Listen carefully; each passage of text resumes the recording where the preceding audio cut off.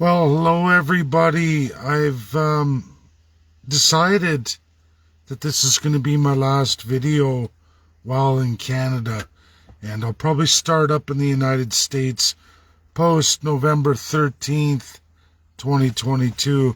I've been thinking about this for quite a while. I've been removed from a lot of things over the last month. I've got to the point where it's just too much in the system that is Canada today, and I don't see it changing. I don't see it changing anytime soon. I will leave this video on my timeline in the next couple weeks, but expect that I'll be retiring my Facebook. I've done this before. I took a year off of social media completely. I don't know if I'm going to do that or if I might restart up in the United States. I basically have, starting next week, 10 weeks before I leave Canada. And I've been planning this for more than a year and a half. Not for reasons people think of running away, but to begin the second phase of my geopolitics and absolutely fixing Canada. And I think that it's time to let Canadians experience the full and real situation that's going to present itself to them. And I have to let things unfold. People don't want to hear it. They want to live in their delusion. Well, I'm not going to do it. I just finished with Justin Trudeau today in Ottawa as he doubled down on Elliot McDavid here in Alberta, and the monumental support behind Trudeau, his videos, the female population across all aisles, even conservatives. I'm not ignorant, I'm not stupid. I see what he's using and doing with that, and I see where it's going. Daniel Smith, regardless of what everybody thinks, works for the Liberals and the NDP. That's a fact. It's a well-known fact. I've known this entirely through Alberta separatism. As I went through it in 2019, there was no bigger enemy to my party and to me on the campaign trail and all the bullshit I went through than from Daniel Smith's inner core, Sharon McLeese and the rest of it. It's all still there in all its vile, putrid, it's criminality, and it's left. It's leftist. It's not conservative. So anyone saying that, you're sorely mistaken. But I'm not going to argue with people. I need you all to learn this lesson yourself. I'm well planned. I'm ahead of the curve on all of it. I have a whole other phase beyond Canadian politics, leading back into Canadian politics, but I have another phase to do right across the United States of America, and it will take too much for me to keep pissing around on Facebook, honestly, in the social media. You can't keep up with Trudeau, as we just watched him with CPAC, and the massive media steering, conservatives backing it, playing the game, luring First Peoples, Western Canadians, and Atlantic Canadians into their jaws, their clutches.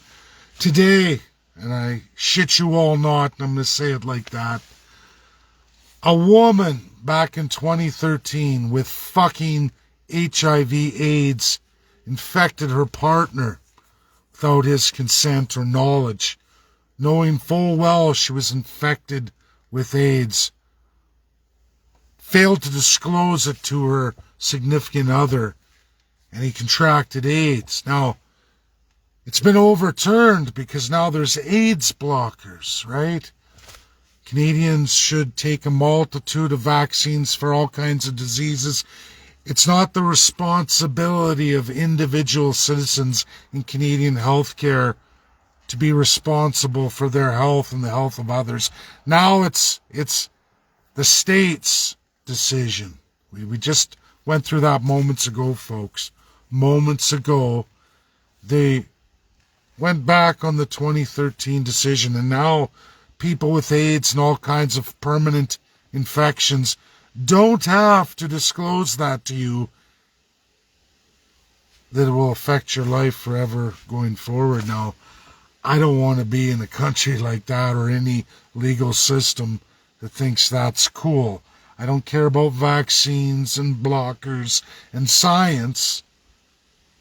I care about the morality of an institution, a relationship where you share your life force with somebody else, a promise for the rest of your life, and then that person's going to go outside of that institution, fair weather, so to speak, contract all kinds of diseases, and bring it back to you and say, that's your problem, not mine.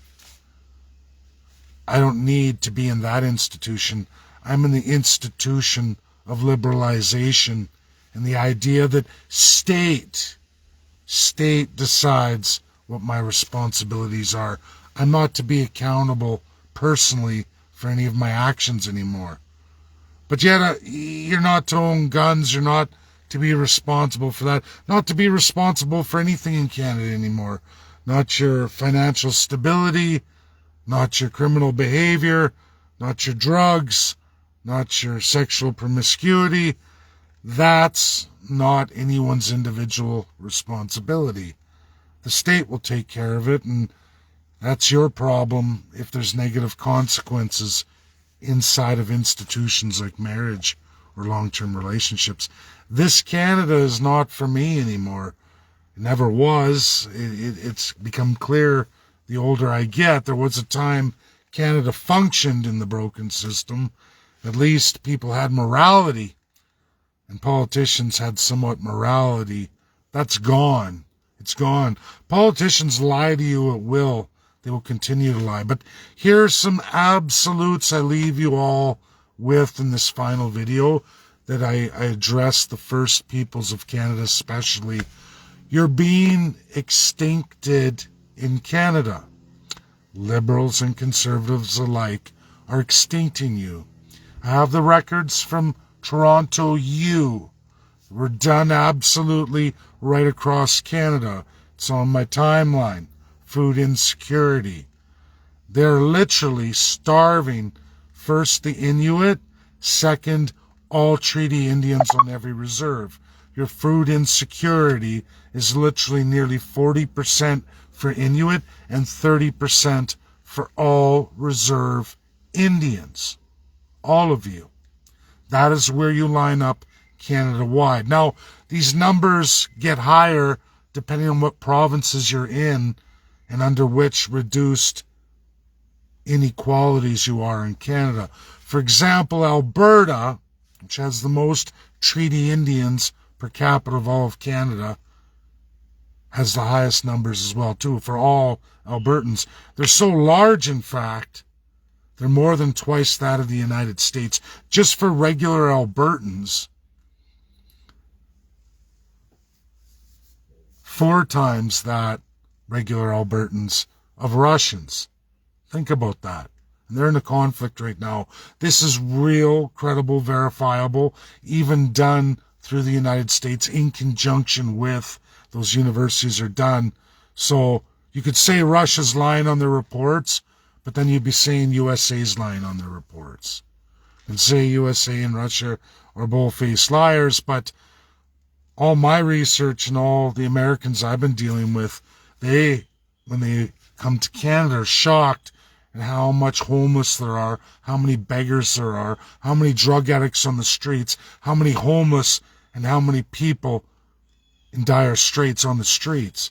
Much, much more than they say you'll find in the United States from a multitude of source states. I've heard that over and over and over again. I even have Canadian friends who live in the States, one of which is going to fly out to see me in Florida post-November 13th. He's been at it a little longer than me. He started the process too. He's in a better financial position, able to take a different road, not the road of the average Joe. He gets to take a little bit of a wealthier road that makes it quicker. And he said all of that disappeared when he entered this particular state in the Midwest. He said he was shocked that he never saw any of that which we got accustomed to in Canada. So I do believe the United States of America's numbers. I do believe Russia's numbers, and I believe the joint work they both did up to the invasion. Now I can see the government of the United States shifting gears, Russia shifting gears, I get all that. But you can't erase the food insecurity data through the entire pandemic and before that and all the decades before. You can't erase that. That's real, credible, and verifiable. You can't dismiss the University of Toronto's team that worked right across Canada and did that. We don't hear about any of that. We have Aaron O'Toole signed off with it when he was leader of CPC.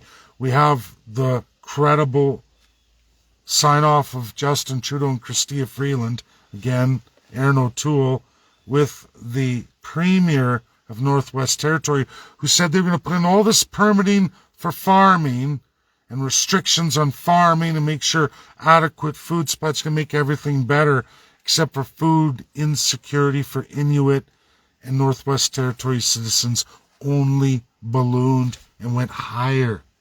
And then when you take their legislation jointly done by both Aaron O'Toole, Chrystia Freeland, and Justin Trudeau in their committee, joint committee with all the other partisan party players in the committee, you find it violates international law.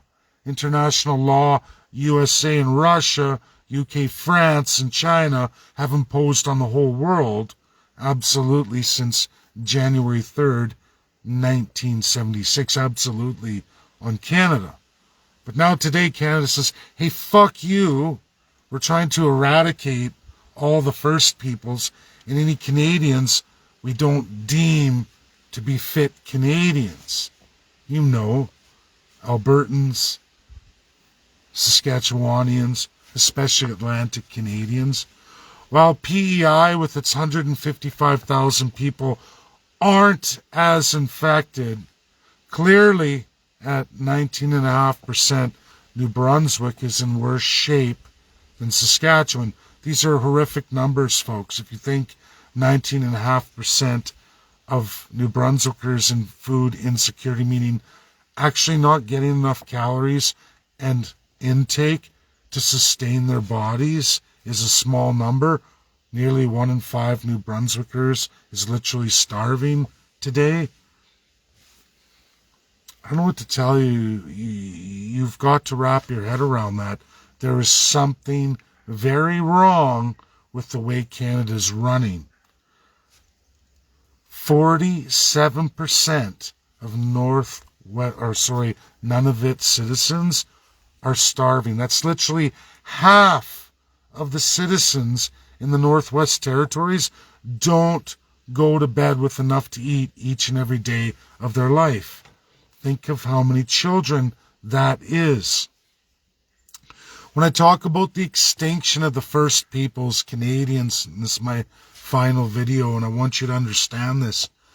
Extinction for the First Peoples in Canada occurs when the population of First Peoples is registered below 1% in Canada, below 2%. In fact, you don't even get called First People anymore.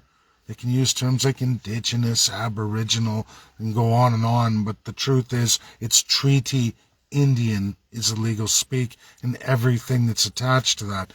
When you go below 2%, you get put in the other category. This is statistical truth in Canada, legislative truth in Canada, meaning other. You're not even recorded as any word they want to call you.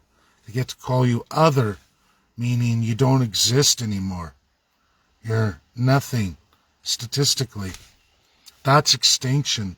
That's extinction in everything that is Canada. As long as that Indian Act remains, that's what will happen to you, extinction. Meaning all the atrocities you've ever seen and currently are experiencing in Canada today will go up tenfold. That's the historical truth globally. And if you ever wanted to know the truth about all other colonials who had people placed in the other category.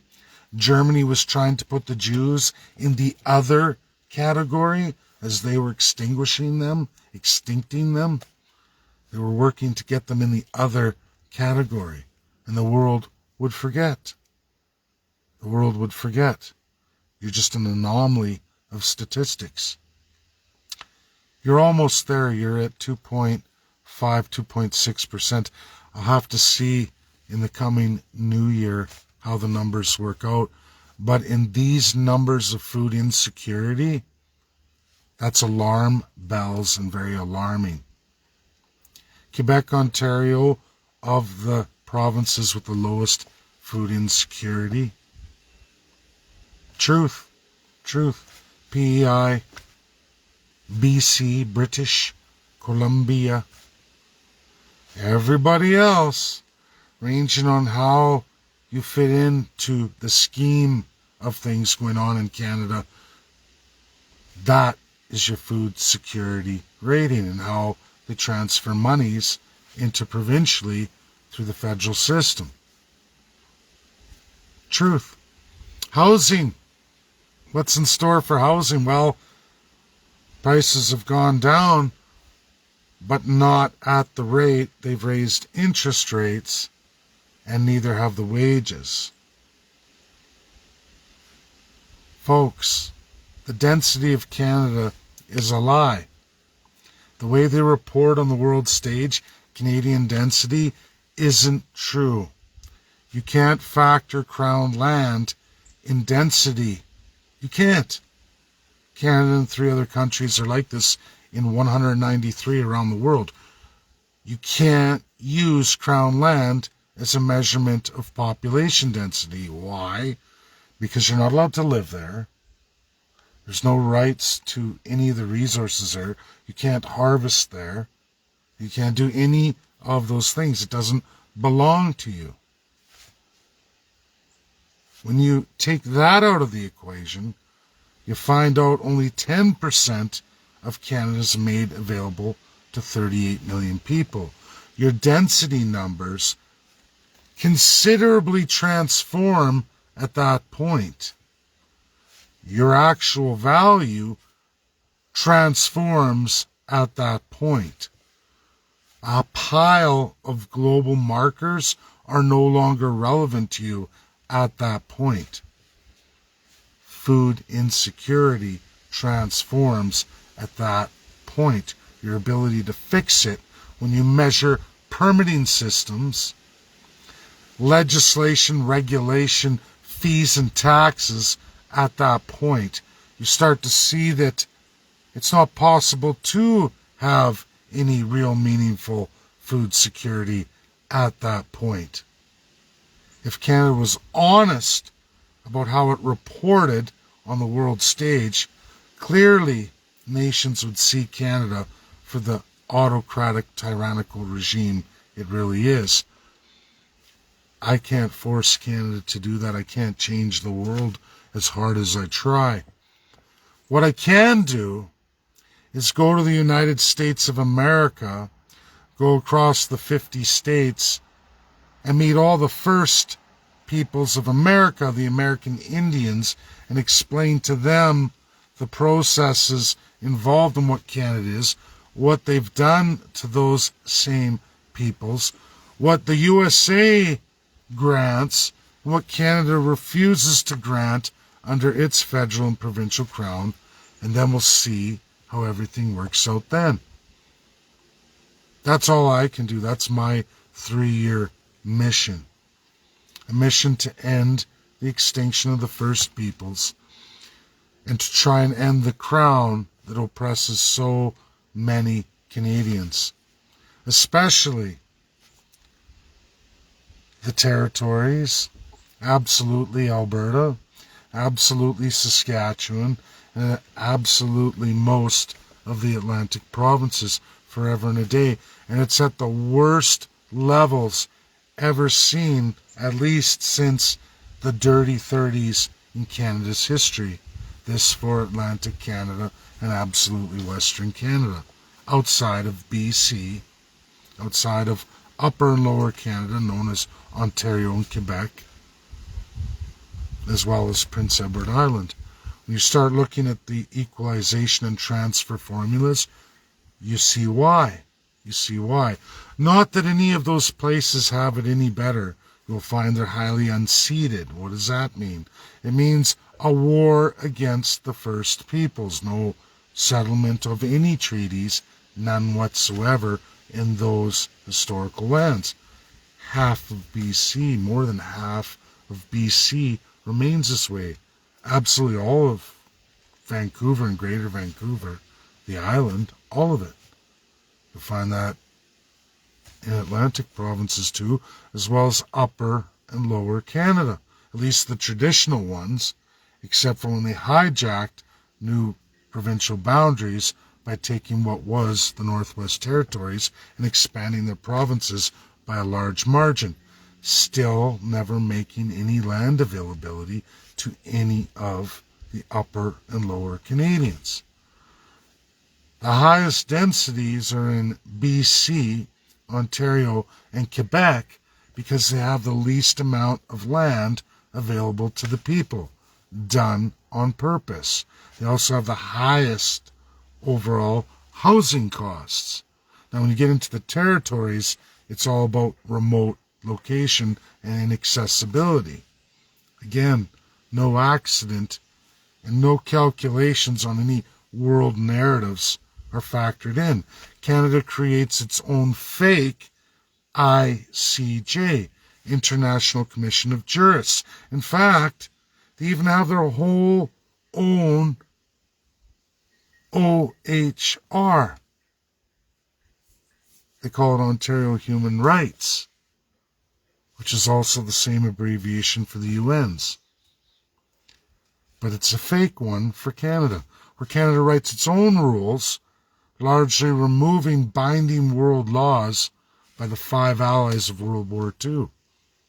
Canada's made up its own little system with the same title, the same logos, except for you add Canada, small print, in the logos, and you change the abbreviation completely, like Ontario Human Rights Commission. It's not the Human Rights Council of the UN.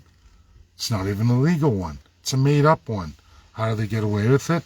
They removed themselves from the International Court of Justice, the real one. They removed themselves. 1993, Liberals did that.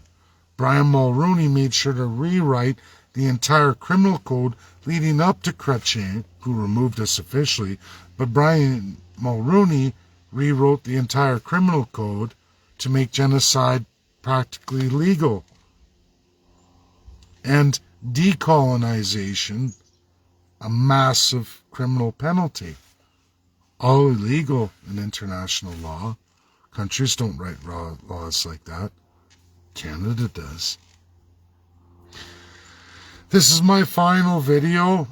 I'm going to take a step back now, work my next 10 weeks, and let Canada go the way it's going to go. People need to see the truth for themselves. I don't like these kind of I told you so's. They're highly depressing, highly toxic, highly wrong, but I want people to live and experience it themselves.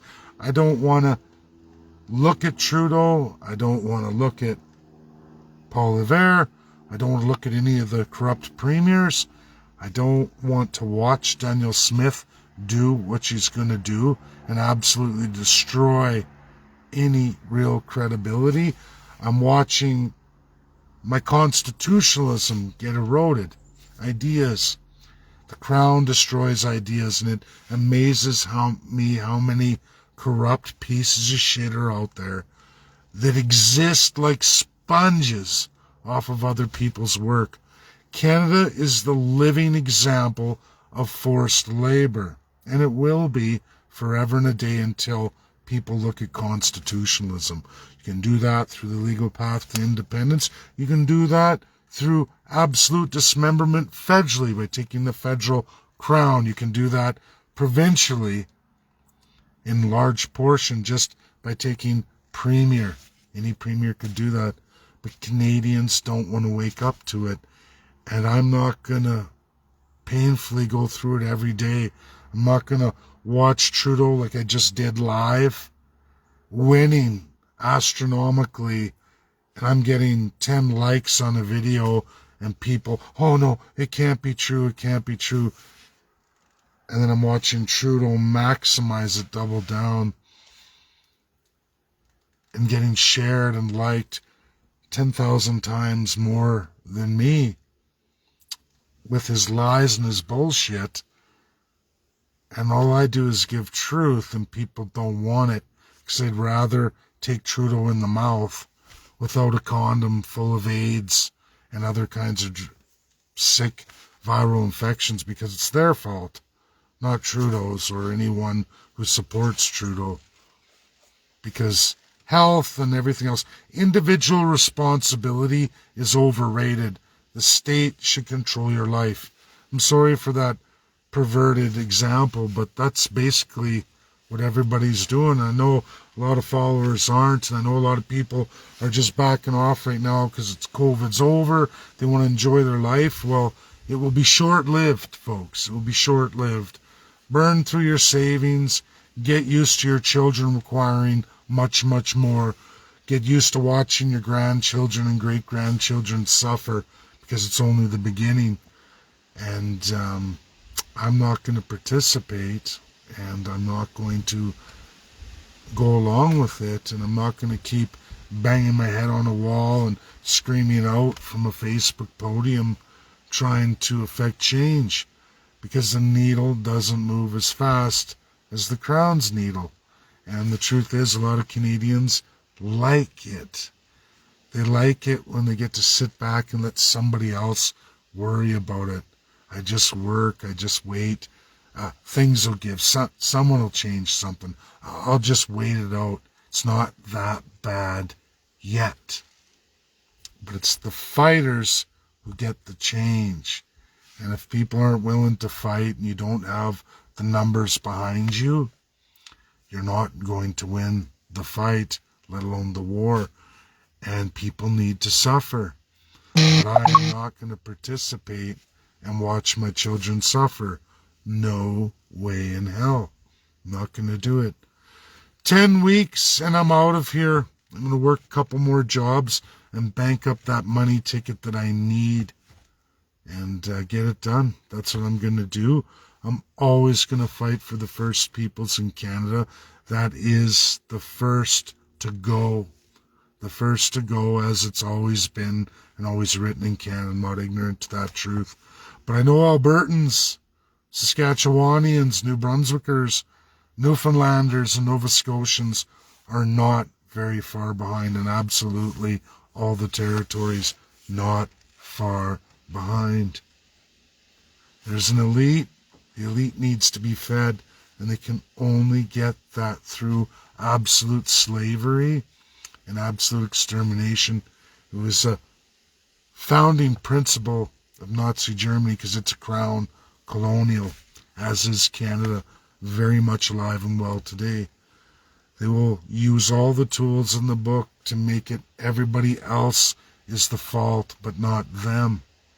And sadly, Canadians, like the Nazi Germans, like the Japanese of World War II, will fall in line and fall for it until too many suffer. And then they go, it's not my fault, it's not my fault. The Allies had to constitutionally impose on those societies. They had to do it on South Africa. They had to do it on many countries in recent history, not old history, not even World War II. We're talking in just recent decades. They have to do it all the time. But it's going to take a lot of pain and suffering for Canadians to wake up to that reality. And I'm not going to put my children through it. That's my video. Goodbye, everybody. It's not so long forever, but it is bye for now and for the next several months. I'm not going to watch UCP's destruction. I'm not going to watch the Alberta play out. It's just too much, and emotionally and spiritually, I won't survive it. Best of luck to Brian Jean, but I already know as I knew with UCP and Jason Kenney how that was going down and how that was going to go. It's right back there, well funded, well financed by the federal powers that be. And all Albertans need to see it for themselves. Don't take my word for it. Watch it unfold. Thanks. Bye now.